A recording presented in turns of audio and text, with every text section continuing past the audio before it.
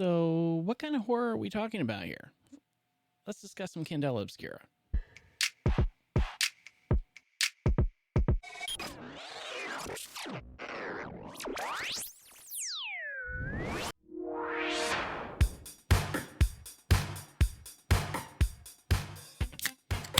And there's the opening crack. Heck yeah. How's it going, Phil? Good, Ross. How you doing? Oh, I'm doing great. It is time for another episode of Bards and Barrels, and tonight is part 2 of our Candela Obscura deep dive. Hopefully everybody has gone and watched the video that we did last week where we kind of talked about like what is Candela, some of the basic differences between D&D, things like that. Tonight we're going to take a little bit of a deeper dive and get into some of the minutia. Are you excited? I'm excited. I love the system, so I'm excited to talk about it. Yeah, I am too. So let's go into like some first reactions. So the first time you read through the Candela book, what was your reaction to it? I think the very first time I read through it, I got through like, I don't know, maybe the first 3 chapters. I'm like, okay, I need to go reread those 3 chapters again because it's very different. Yes. Stylistically, it's a different kind of game. The way you build characters is a little bit different too. So trying to kind of understand how to do that correctly and, okay, well, what is a drive? What is a resistance? You know, like how do these things? And in my mind, I think, trying to just compare them back to what I knew. And Sure. Yeah. was not always helpful. Right. You know what I mean? Because Yeah. they don't fit. They're not puzzle pieces. They're not the same thing. So Right. once I kind of looked at it or stepped away from that lens a little bit and just kind of read it for what it is, it's an exciting, different type of TTRPG to play. Right. I agree with a lot of that. I think the first time that I like read through it, and I didn't even read through it all in one shot. Like I read the beginning, like the how to play. The mechanics in this game are actually super simple once you really know how to use them. But when you're coming from D&D and you've played D&D for a long time and you're used to like different types of rolls and using different dice, just using D6s almost throws you for a loop because I'm like, I don't understand how you're measuring success, even though it's pretty straightforward and you're slapping me in the face with it. Like, I don't understand. Like, I want that D20 for some reason. And it threw me for quite a loop. And I can't really put my finger on why. And I don't know if it's just because I was used to something else, but that was also the time where this was really the first other TTRPG that I had. Sure. Now, since that time, I have gained Daggerheart, Candela Obscura, of course, but Call of Cthulhu, and then several other ones like Tales from the Loop, stuff like that, where I thumb through them and have a little bit better idea of what other systems are out there and how they're played. So I think it would be less intimidating almost now if I read it for the first time than it was the actual first time I read it.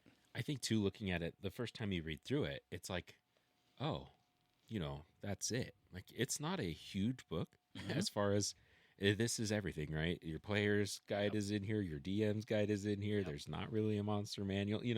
It's very different as far as that goes. But once you read through the entire thing, you have all of the rules. You have read both the player side and the GM side. And so it's a very approachable kind of style to play.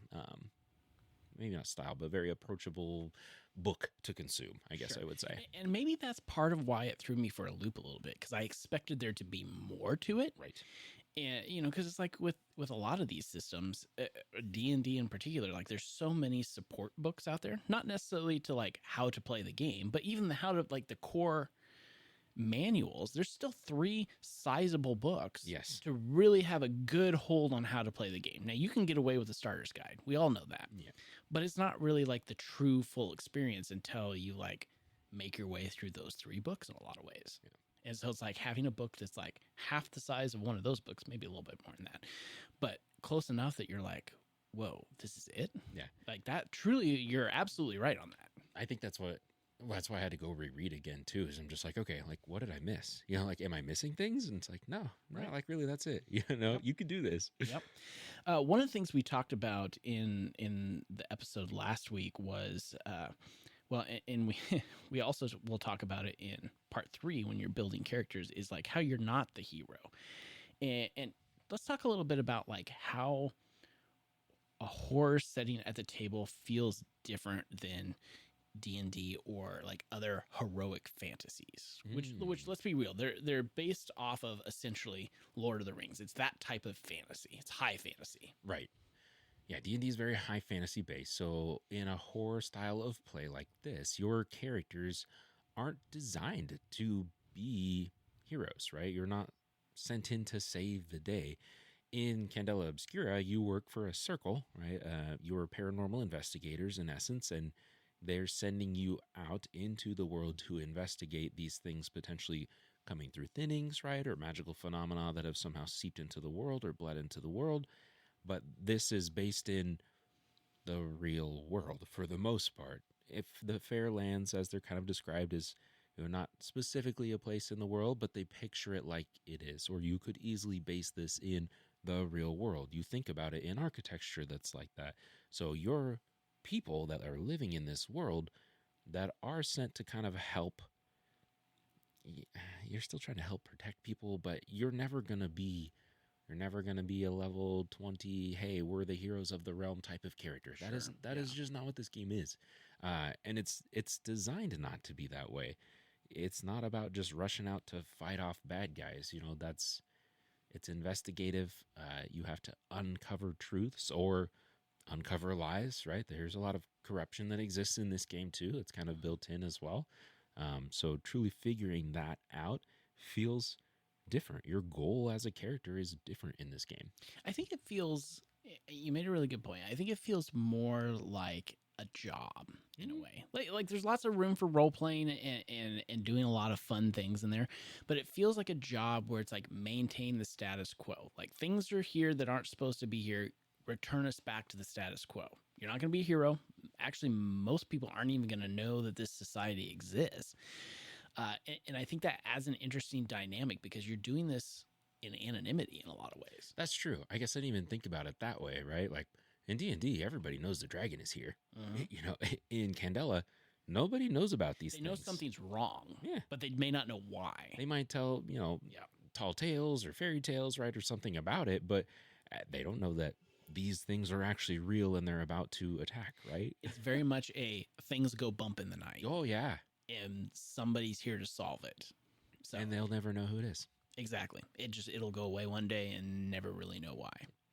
Gosh, that's a fun way to play. Like once you know that though, it changes how you play though too, because you become almost not reserved in your role playing, but your character almost becomes reserved because you're not doing it to buoy an ego or anything like that. Maybe in your circle, but it's like you're not going to get notoriety because you got rid of this thing that's been attacking people or anything like that. Right. Simply your success or your, I don't know what the word I'm thinking of is. It's like your feelings around that success are based on the fact that people are okay. Yeah. Essentially, which is a really weird way. Like you're not being elevated in any way in a lot of in terms of that, right? No, you're not going to win a bunch of gold. Yeah, nothing like that. True. This is something that we'll get to down the road when we talk about playing, but let's talk about how there's a lot less rolling in Candela, and I think that provides an opportunity to create an atmosphere of tension because every roll feels impactful and consequential. Not that they don't in other games, but more so in Candela Obscura. It's definitely by design, right? As a system, this is a narrative forward style of game. When I think about creating tension and thinking back to some of our D&D playing, sometimes dice rolls disrupt flow. Yes. Do you know what I mean? 100%. So yeah. In this style of a game, I think that's a big proponent of that is, we are building towards something. We are amping up the pressure here. Stakes are increasing as you maybe get closer to the end. There may come a time when you need to roll, but it should be adding to that tension as well. It shouldn't be distracting. So we may get into a situation where dice have to be rolled, but there are some consequences behind that dice roll. And it is going to be driven by the narrative as to what happens and not necessarily, your roll is going to influence that. Did you do it? Did you not do it? Did you kind of do it? Sure, but it's still going to be a storytelling component of the game, I guess. Right. Dice rolling is storytelling, not I swung my sword. Right. So let's start going down the road of comparing to D&D and some other systems, but let's keep going with the dice here, like compared to D&D. So it's like Candela is a D6 based system. So it's like if you're used to playing Dungeons and Dragons and you have the whole set of dice, you're not going to have that here. You're going to have a set of dice that are your drive, and then there's gilded dice that are a different color, but they're still all D6s. So it doesn't matter. So it's very interesting in that, different in that sense, which is quite interesting. I think the book says you need like 9d6s, 6 of one color and 3 of the other. I'm pretty sure is what it lists out or something like that. And if you play TTRPGs for a while, don't try to tell me you don't have 9d6s somewhere, because I don't believe you. And if you don't, go rob your like game closet, right? Because you're right. you have them somewhere. I guarantee it. What's some other differences between Candela and D&D? So it's obviously like the type, the amount that you roll is very different. And I want to go back to this for a second, because I want to make sure that people understand. I'm not saying that rolls in D&D are not consequential, because if you have a crit fail, something bad is going to happen to you, and it may affect the story. But it's just because you roll less in Candela, and it's more intentional about when you roll to like solve something that's going on. Like you made a decision to do something, we need to see like if there's consequences to succeeding or failing that action. So it's just a little more intentional versus, oh, you're looking at something, you're doing something. That's what I mean by that. So I just want to be very clear on that. I think the introduction, right, or the idea of a mixed success is part of that too. Yes. In Candela, right? It's like, well, you didn't roll a great success, right? You didn't roll a 6, but you rolled good enough that you can do this, but there are consequences, right? Totally. D&D is a hard, AC, DC. Yes, exactly, right? You did it or you didn't. So I think that is kind of part of that, like how the dice rolls influence that for sure. Sure. And then so like looking at other systems, we could go on for a long time talking about differences, but just looking at other like similar systems to Candela, you have Call of Cthulhu, which is a D100 based system, which is also very different if you've ever played that. And I think somewhere down the line here, we'll probably do a series similar to this on Call of Cthulhu, of course, but it's like that one's different in that you roll low as a success, high as a failure on a D100 scale. So there's a lot of room in between for those mixed successes. So I think the biggest difference right now that we're seeing between D&D, which is where a lot of you out there probably are, to be completely honest with you, and then like a Call of Cthulhu Candela Obscura, is that D&D seems very black and white on your rolls, whereas there's a lot of that mixed success opportunity for let's just call it role-playing opportunities in there, because it's, you make it what you want, but there's going to be consequences, like you said, or there's other things that are going to happen as a result of that. And then you have games like Vesson. Do you want to talk a little bit about Vesson, Phil? Yeah, so Vesson is probably one that I would consider most similar to probably Candela Obscura. So it's a Nordic horror role-playing game that Free League Publishing put out. And it's got a lot of crossover as far as its investigative style. There are, in that book, they're Vesson versus like magical phenomena, but you are still part of a team that's trying to help make sure these things don't, destroy or harm other people. So I think there's a lot of crossover between those two books. It does use a different mechanic. It uses the adapted Year Zero engine mechanic, and Candela is built on the Illuminated World system, but they're still both D6 based. Character creation is still even kind of similar. So there's a lot of crossover between those two. And we've yet to play Vesson, right? I've done quite a bit of reading through it, but interested to kind of play it and see how similar it is to this. But they even mention, I think, or give a shout out in the Candela book to Vesson, saying, they hope that the creatures of the Nordic mythology or whatever would be comfortable in the Fairlands. So things like that, right? Yeah. They could come through a thinning. So I do think there's a lot of continuity between those two. One of the things that we probably glanced over here in the first episode of the video on YouTube was who Candela is for in a lot of ways. And one of the things that I think is worth noting is that you need to understand the boundaries. So really lean into those safety tools. On the show, we've talked in the past about how you can use, there's like a sheet that's essentially a safety tool to use in a session 0 where you survey your players to find out like what things are they comfortable with, what things are they not comfortable with. And that can range the gambit can be quite large. If I remember that checklist, there's a lot of things on there, but it could be anything from like blood and gore to like sexual things. Like there's a whole list of things. Spiders. Yeah. And you're getting very granular on things just to avoid those things or keep them at a bare minimum, just so that they don't ruin the experience for players. This is one that kind of leans into fears and things like that. So I think it's more important than ever in a game like this. And this would probably be applicable to Vesson and Call of Cthulhu too, to like make sure you understand where the boundaries are with your players. Yeah, right. What is don't cross the line, right? And what is like, yes, this is okay. There's still a line here. So like maybe let's talk about it. You know, like is this a yellow instead of a red, or, you know, whatever scenario, because can we lean into that, and how far leaning into that is, you know, gone too far. So just you have to know who is at your table, and even if it's your regular group of players, right? You've been playing D&D together for years. This is going to touch on themes and topics and things like that you've never done in your D&D campaign. So it's still worth having a session 0 before you run one of these to sit down and level set with everyone. Make sure they understand the themes that you anticipate bringing up in this game, because you may unintentionally hit on something that hasn't come up in 10 years for your group. Sure. You know, because it's just a different game. It's a different feeling. And I think that brings up two really good points. Is one, when we've talked about this before and using it in D&D, typically it's to let the DM know, because the DM is the primary story driver, right? And when everybody's kind of reacting to the DM, as long as they know, they can kind of direct people one way or another, right?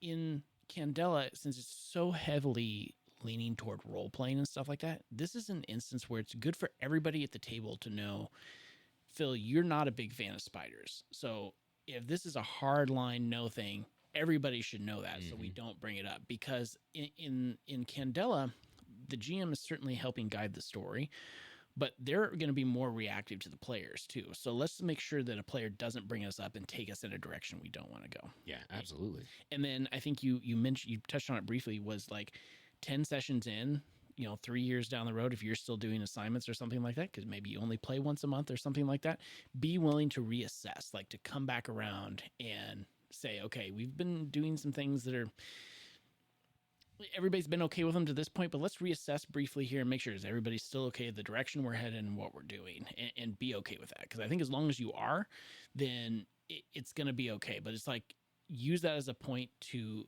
consistently check in with your players and make sure everybody's on the same page. I think even like assignment by assignment, potentially, right? Like letting players know, okay, these are going to be the themes, perhaps, that's a great idea. of this assignment, just to have a quick safety check with everyone, right? Of like, because it's easy.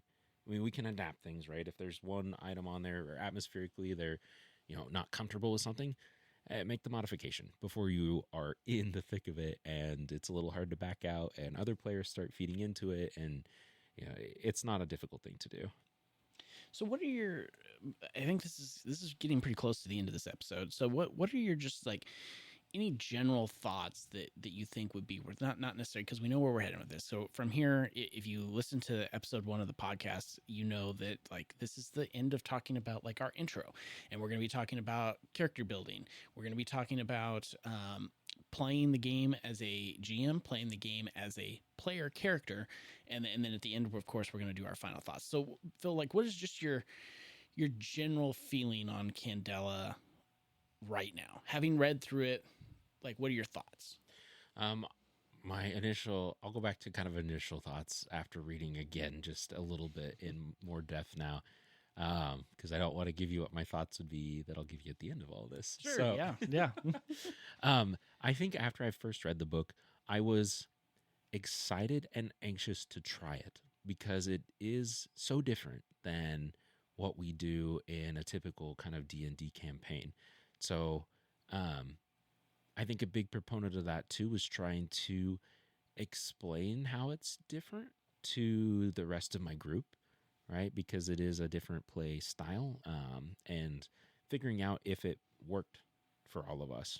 Like, is everyone on board with this type of a, feeling, this type of a setting? So those two, excitement, and I don't remember what the other word I said was, but that one word. It's fine. Don't worry about you it. know. Okay, well, I think that's going to do it for this episode of Bards and Barrels. You can listen to any of the past episodes of the show anywhere podcasts can be found. Sure to go like and subscribe to the channel on YouTube so you don't miss any of the Candela series. You can also follow us on Facebook, Instagram, Threads, TikTok, all kinds of places at Bards and Barrels. We'll see you soon.